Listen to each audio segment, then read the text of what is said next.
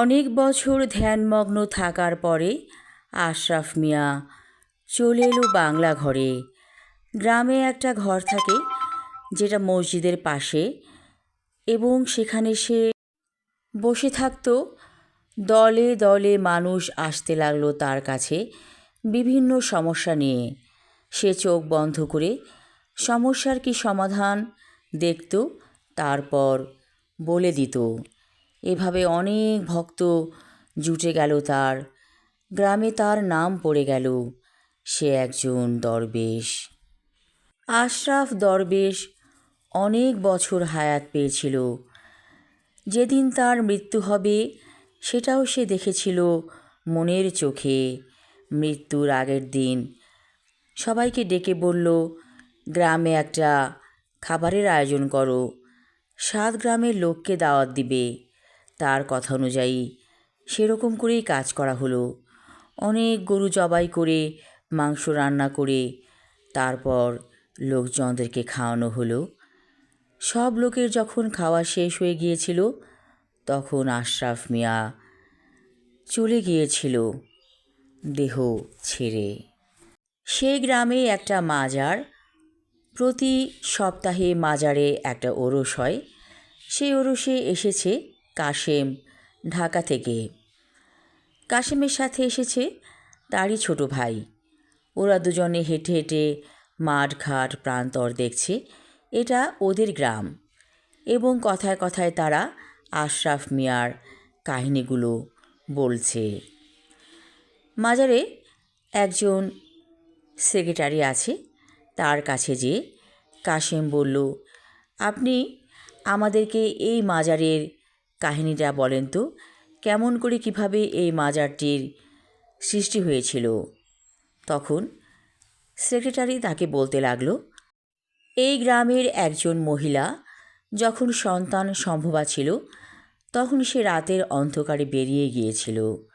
তারপর এই যে মাজার, এখানে এসে সে বসে থাকতো। তাকে কেউ ঘরে নিতে পারেনি। সে উপর দিকে পা উঁচু করে অদ্ভুত ভঙ্গিতে বসে থাকত। একদিন তার ঘরে একটি ছেলে সন্তান জন্ম নিল। বড় হয়ে সেই ছেলেটি এইখানে ধ্যানে বসে থাকত। তারপর তার অনেক ভক্ত জুটে গিয়েছিল, অর্থাৎ সে ছিল দরবেশ। সেক্রেটারি বলল, আপনারা চা খান।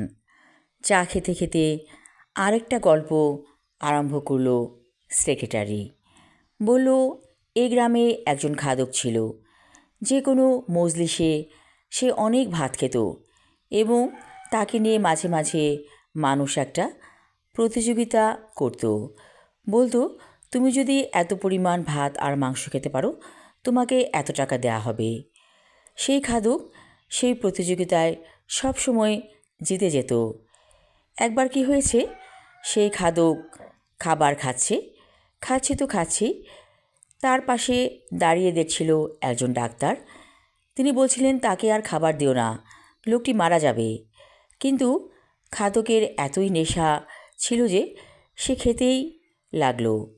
এক সময় সেই খাদক হঠাৎ করে পড়ে গিয়ে মরেই গেল। কাশিম বলল, এ কেমন কথা, একটি বোকা লোককে নিয়ে আপনারা প্রতিযোগিতা করবেন? সেক্রেটারি হেসে বলল, তখন আমি এই পৃথিবীতে ছিলামই না। যাই হোক, আমাদের পূর্বপুরুষেরা তো করেছিল এই তামাশা। সেক্রেটারি বলল, আসলেই ঠিক, একটা মানুষের জীবন এভাবে নষ্ট হয়ে গেল। মানলাম সে বোকা লোক, তাই বলে তাকে নিয়ে প্রতিযোগিতা করতে হবে? আচ্ছা, ওই যে ডাক্তার, তিনি বলেছিলেন লোকটি মারা যাবে, তিনিও তো লোকটিকে আটকাতে পারতেন। সেক্রেটারি বলল, উনি অনেক নিষেধ করেছিলেন, কিন্তু সে শোনেনি। আসলে তার মৃত্যু এভাবেই লেখা ছিল। কাশিমের মনটা অনেক খারাপ হয়ে গেল। মানুষ এত বোকা ছিল আগের যুগে, খাবার খেয়েই মারা গেল, ভাবা যায়? কাশিমের ছোট ভাই বলল, ভাই চলেন ওই দিকে যাই, ওখানে একটা চায়ের দোকান আছে নদীর ঘাটে, ওখানে বসে চা খেতে ভালো লাগবে। কাশেম বলল, চলো যাই। আমি আমার লেখা ছোট গল্প খাদক পর্ব 2 পড়লাম। আশা রাখছি ভালো লাগবে। পরবর্তী অংশ থাকবে আগামী পর্বে। ধন্যবাদ।